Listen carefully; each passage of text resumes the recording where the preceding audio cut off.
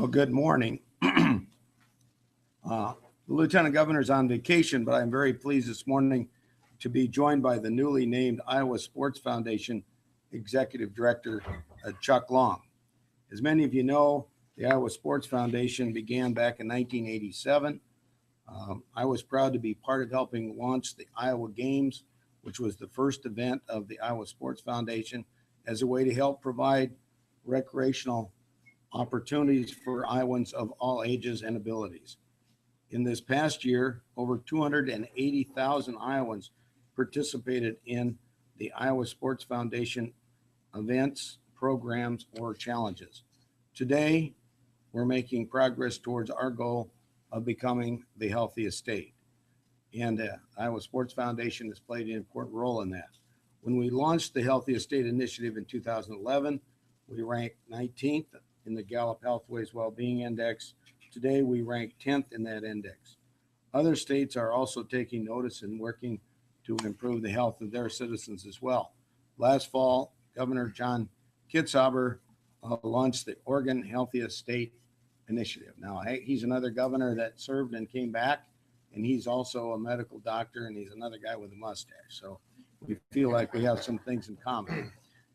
As we strive to continue working to become the healthiest state in the nation, programs like the Iowa Games and organizations like the Iowa Sports Foundation, which also launched Lighten Up Iowa and now Live Healthy Iowa and Live Healthy America, is providing Iowans opportunities to live a healthier and more active lifestyle. I'm very pleased to have our new director for the Iowa Sports Foundation, someone who is very well known here in Iowa, Chuck Long. Chuck? Thanks, Governor Branstad. Thank you. Thank you very much, Governor Branstad. And I want to give special thanks to you and your administration for supporting the Iowa Sports Foundation and actually getting it off the ground many years ago. I'm glad you did that. It's a very strong program right now. And I've been fortunate to be named the CEO and executive director.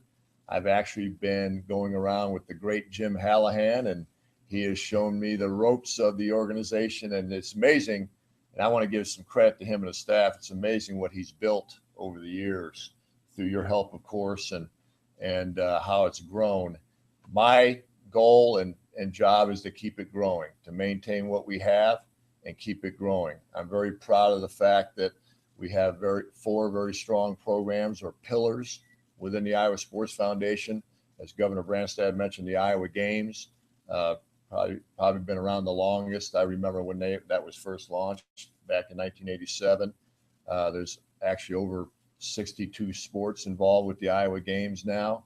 And we are embarking on what's coming up right now, the Winter Games that are going to be held in Dubuque, January 23rd to 25th, and in Cedar Rapids from February 7 to 9. And registration is now open for that. It's been open for about a month under the iowagames.org is our website to get registered. But I believe we set a record last year, almost 4,400 athletes in the Winter Games alone. So it's really exciting.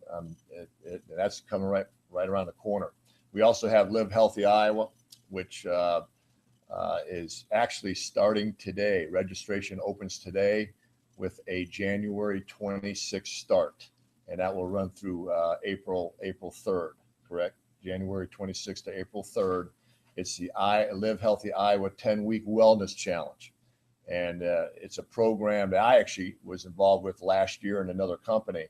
And any community or business or any Iowans that can get a team together between 2 and 10 people and register on livehealthyiowa.org. It's $20 a person. It's a really good way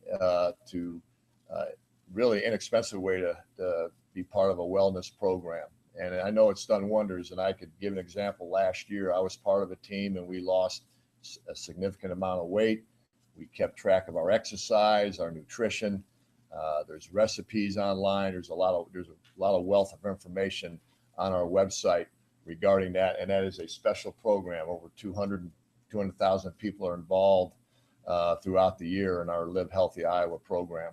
And then from there, we have the senior games, which is basically about 30 sports or so throughout the year. And it's people over 50 years old of all walks of life. That includes me now. So I will be part of the senior games. Yeah, it's hard to believe. But I'll be part of the senior games. And then lastly, but not least, our Adaptive Sports Iowa program is sports and recreation with people with physical disabilities.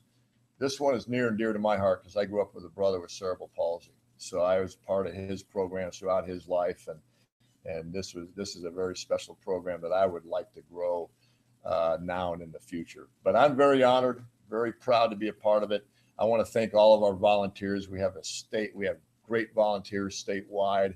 They really make it go. And I'm still going to go out and meet those volunteers. I can't wait to meet them. And I'm excited about that. And we have a wonderful group of sponsors. We have an outstanding group that I'm excited. Jim and I have been going around and meeting all of them, and I want to expand that.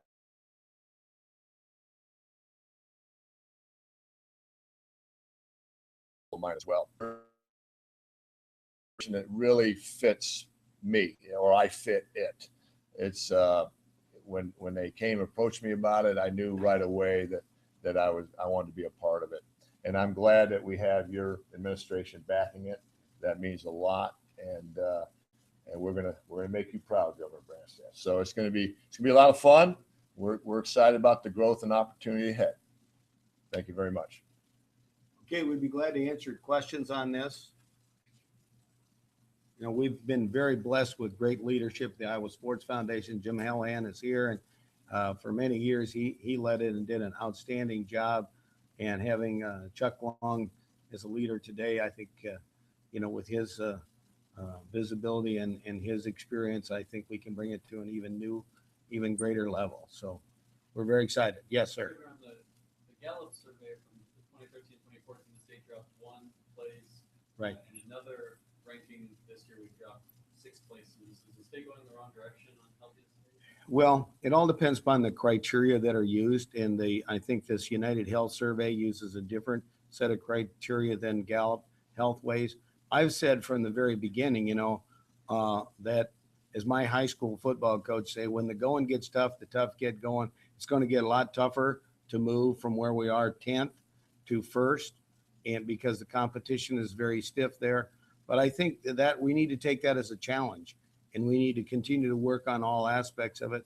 There are a lot of different criteria, and I'm particularly concerned about obesity, and that's why this Live Healthy Iowa is really good, but also all of the other programs that the Iowa Sports Foundation are involved in to encourage exercise and participation of all ages, whether you're a senior citizen or whether you have certain handicaps or else.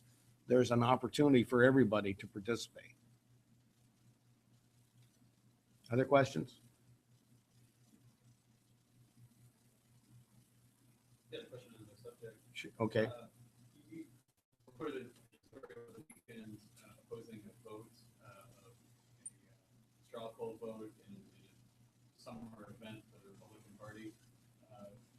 Is that view widely shared in the Republican Party that there should not be a straw poll, even if there isn't? Well, I think a lot of people like the idea of having an event like we've had at Ames for many years. But I believe that a number of the candidates have chosen not to participate because they don't think it's necessarily representative. And the most important thing is to keep the Iowa precinct caucuses first in the nation and the first real test strength of candidates. So what I've said is I think we could do a series of regional events. I would be willing if the Central Committee, and obviously this is a decision to be made by the Republican State Central Committee, not by me. But I think that we want to be welcoming to all candidates. I want to encourage them all to come and participate. And I think you could have an event like that without actually taking a straw poll that could indeed attract all the candidates and give them an opportunity to be exposed to Iowa voters and have kind of a fun summer type event. The leadership at the Republican Party at state level now are folks that you are close with Well- not want to vote for them? Well, first of all, I think I want to tell you that it was a grassroots movement that elected people to the Central Committee. And I respect the fact that it's the governor that makes these decisions. And so I'm very aware of their independence and their responsibility. And I want to work with them. I've been very complimentary of what they've done.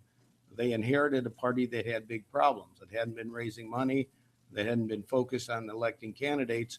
And in a very short period of 6 months, they turned that all around. They were able to raise significant amount of money.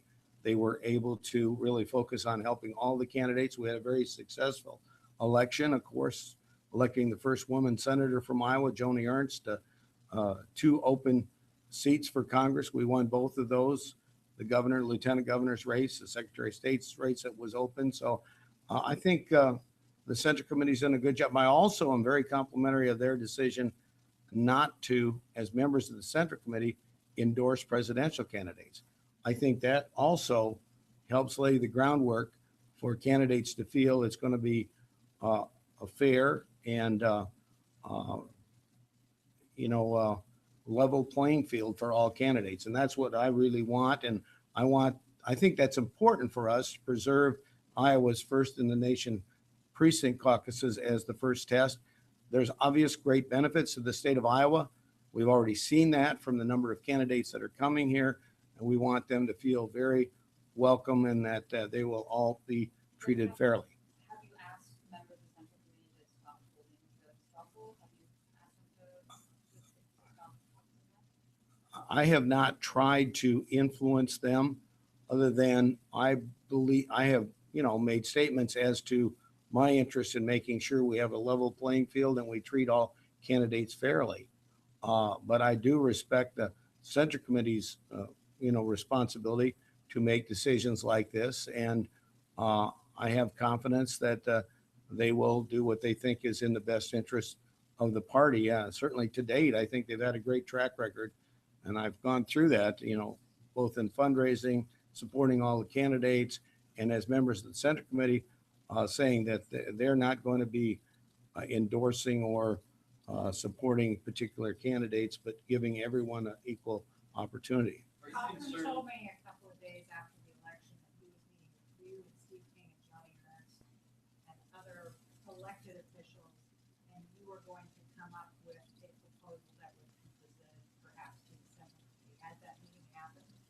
We've had different discussions with different people on this, and eventually, I'm sure that the Central Committee will make their decision. But Jeff and I have had some conversations. I know there's been conversations with other people. My interest has always been not to tell the Central Committee what to do, but to work with them and make sure that we're all going down the road together. And boy, did that work well in this election. All you have to do is look at the results and look at the way we campaign. The Democratic candidates for the governor and senator wouldn't even meet together, whereas we were with Joni Ernst, we were with the congressional candidates, we were the other.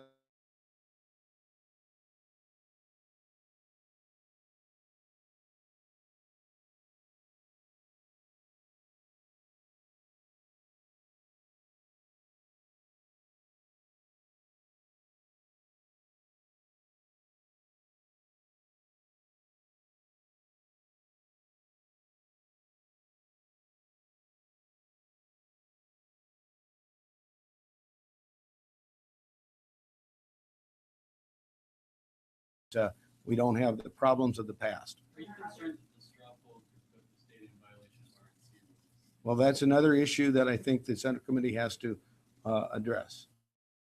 Do you think the state violated? Well, there's no rule.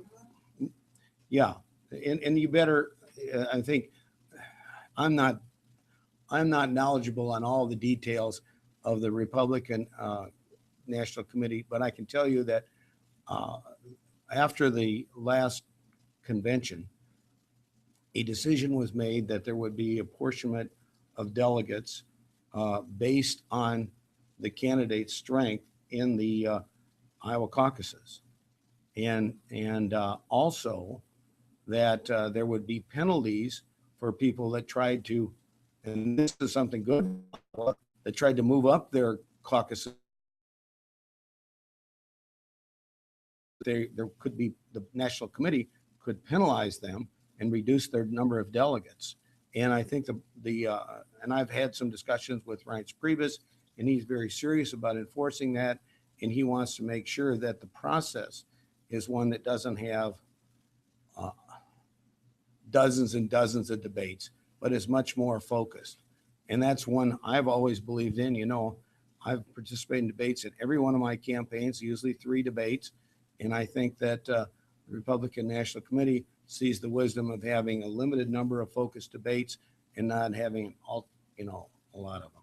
Are there other changes that you specifically talked about with Republican leadership, like being like more accurate caucus result reporting, et cetera? Are there specific things you want to see done? The party has had a task force that worked on that, and I think they came up with some good recommendations. We had a very unusual situation last time where we had the closest Iowa Republican caucus vote we've ever had in history. Less than 100 votes separated the top 2 candidates. And you had a few precincts who didn't have their records maintained. So we want to prevent that kind of thing from happening again. And I think the party has worked very hard to make sure that we don't have a repeat of what happened. They did make those recommendations, but the state central committee has never acted on them. They're just sitting in the report.